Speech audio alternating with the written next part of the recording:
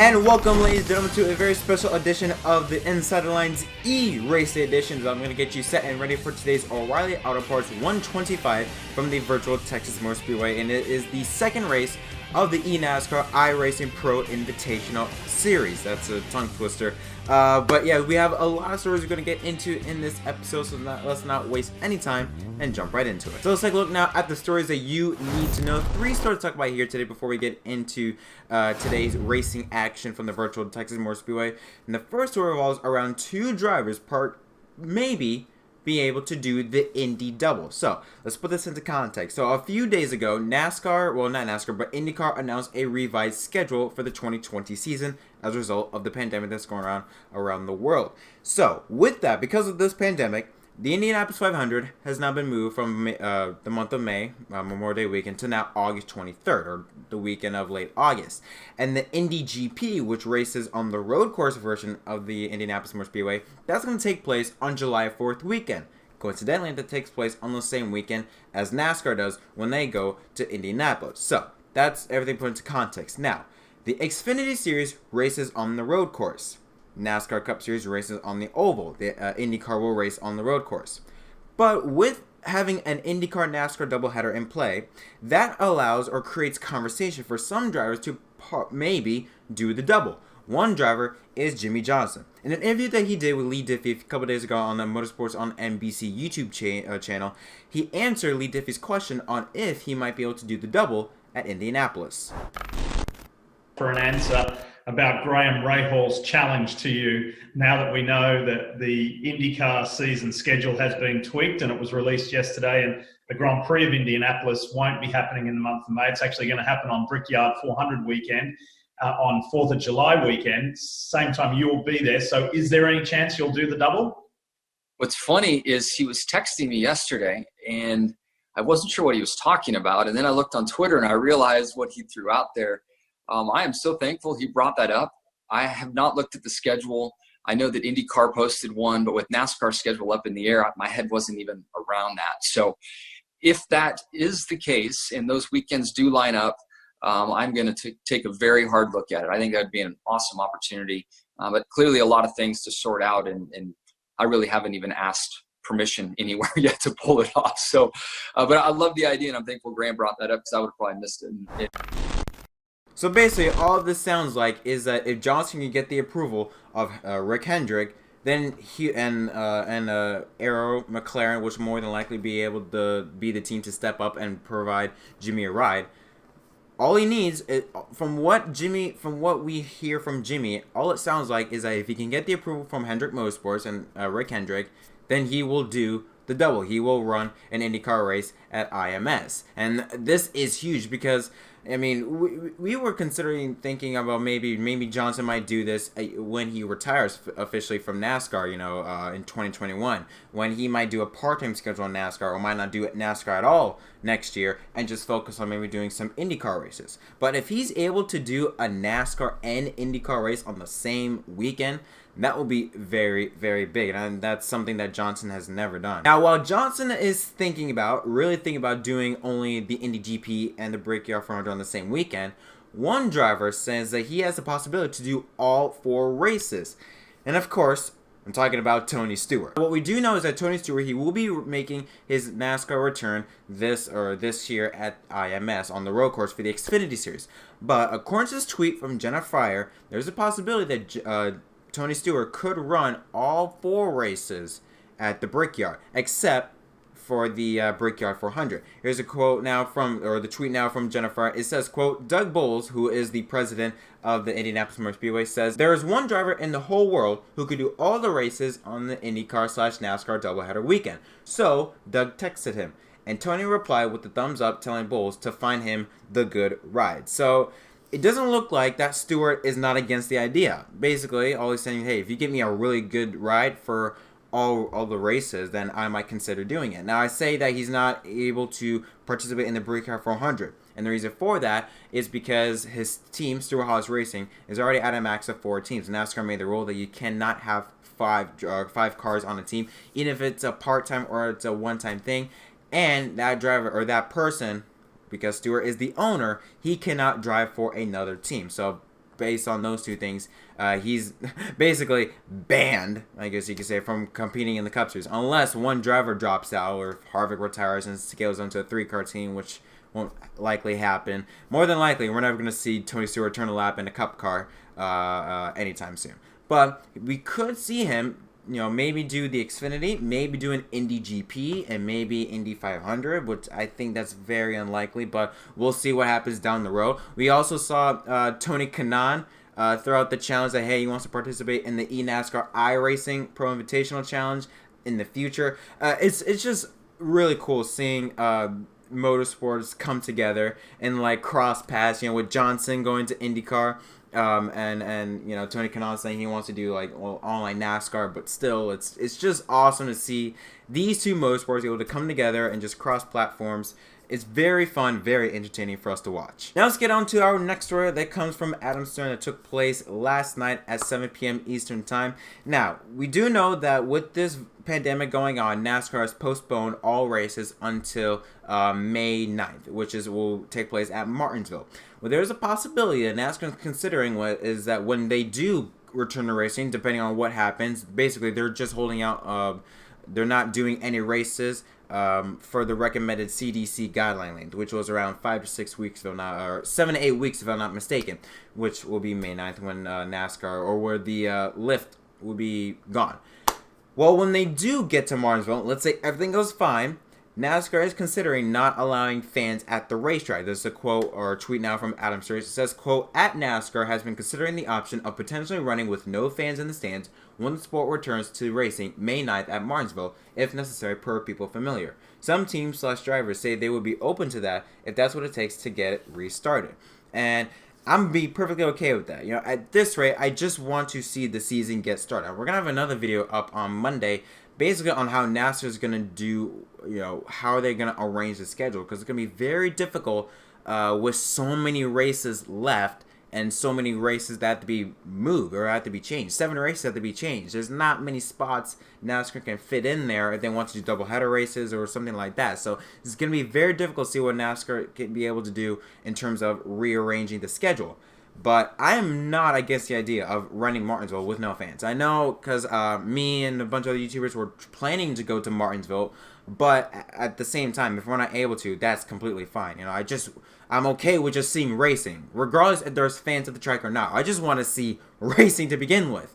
The eNASCAR thing, it's keeping me entertained, but I want to see real racing, and I don't care if the fans are there or not. I just want to see racing get started. So I'm not opposed to the idea. I saw a lot of fans on Twitter were kind of pissed off, like, oh my god, NASCAR clearly doesn't care about the fans. But it's like, if NASCAR is gonna wait until the CDC or until U.S. officials allow public interaction or disable social distancing, which, my opinion, this social distancing thing is going to be here for a long time. Depending on how this pandemic goes, which I think is going to get worse from here on out, I'm pretty sure this whole social distancing or staying indoors situation is going to be in play for a pretty long time. So for NASCAR to wait until it's allowed to basically go around and do whatever the hell you want, I think that's a bit ridiculous, because if that's the case, then who knows, maybe 9 months from now we might be able to do this. We might be able, or the social distancing thing might be lifted. So NASCAR should not wait for the public to get the okay to be able to go out there and do whatever they want, go to go to places that holds big gatherings. They should be able, of when the time is right, as soon as they have the opportunity to go out into the racetrack, they should do it, regardless if there are fans at the track or not. And now let's head on to our entry list for today's eNASCAR iRacing Pro Invitational at the Virtual Texas Motor Speedway. There is 31 drivers, I'm mistaken, 31 to 36 drivers, 31 to be exact, 31 drivers that are confirmed to be in the main event. They're already locked in because those drivers are Cup drivers.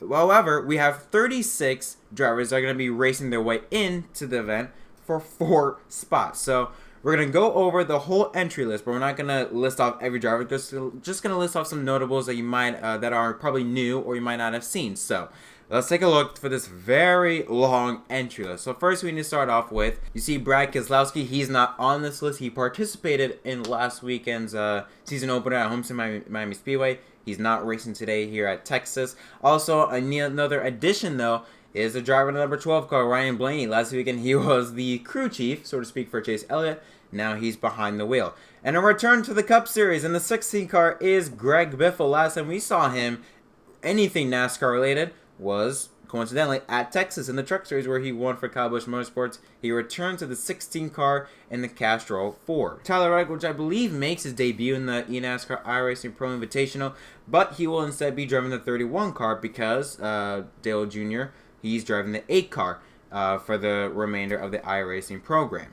And there you see in the final page, Garrett Smithley in the 51, Tim Hill in the 66 had very, very awesome runs at Homestead. Parker Clearman in the 77, Bowman in the 88. Landon Castle makes a debut in the Pro Invitational in the 89 car for Morgan Shepherd. And Daniel Suarez also makes his debut in the 96 car, as well as I believe also Christopher Bell. I'm not sure he participated at Homestead or not. I'm not sure of it exactly, but he's in the 95, and Suarez will be in the 96 car for Gaunt Brothers Racing. So those are the drivers that are confirmed for this race.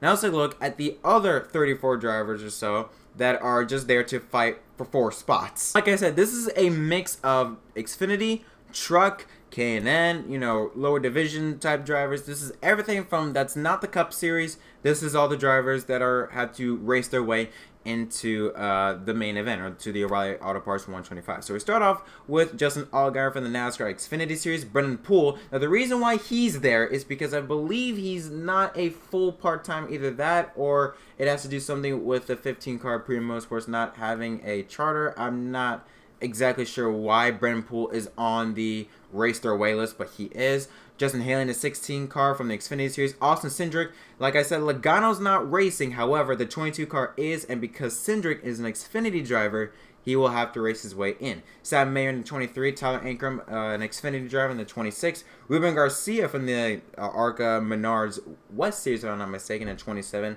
Kaz Grau in the 29 car, Trevor Bayne makes his return to NASCAR in the 29A machine, Anthony Alfredo in the 33, Todd Gilliland in the 35, Jesse Owuji in the 36. Tricks from the Xfinity Series, 45 car, Ty Majeski from the trucks, Chandler Smith also from the trucks, Jeffrey Earnhardt in the 50 car for Team Money Racing. Yes, that name sounds familiar. That was a team that basically is going to use the name or the license from Floyd Mayweather to make a NASCAR team, and they're going to make their first race online, so hopefully they can have a good run there. Stuart Friesen from the Truck Series in the 52 car, Joey Gase in the 53, Kyle Weatherman in the 54, Scott Stenstill in the 63, Brennan Brown in the Xfinity Series in the 68, Sheldon Creed in the 74, Ryan Ellis in the 78, Joe Graff Jr. in the 80 car, Christian Eckes in the 81, Alex Labbe in the 90, Matt Snyder in the 93, Chase Briscoe in the 98, who also had a really good run at Homestead, was in good contention for the race win. Harrison Burton makes his debut in the 99 car, and Spencer Boyd in the 02 car, and Jeb Burton in the